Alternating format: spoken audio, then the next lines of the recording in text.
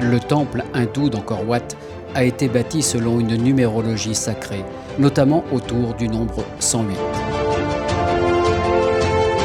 Les architectes se sont appuyés sur le Rig Veda, une collection d'hymnes sacrés révélés il y a environ 3000 ans en Inde.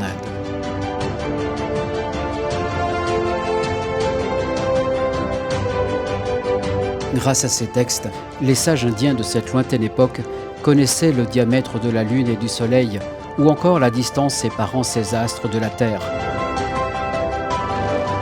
Les moyens d'investigation modernes confirment leur connaissance. Les Védas révèlent que la distance entre la Terre et le Soleil est égale à 108 fois le diamètre du Soleil, ou encore que la distance entre la Terre et la Lune est égale à 108 fois le diamètre de la Lune. C'est justement ce rapport proportionnel entre le diamètre et la distance qui fait que, lors d'une éclipse, la Lune recouvre le cercle solaire. Mais quelle relation existe-t-il entre Angkor Wat et le Rig Veda ? La longueur totale du terrain sur lequel est bâti Angkor Wat, y compris la douve, est égale à 108 apantara, une ancienne mesure khmer.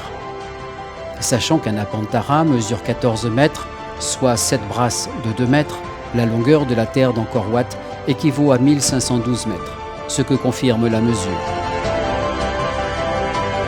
Mais ce n'est pas tout.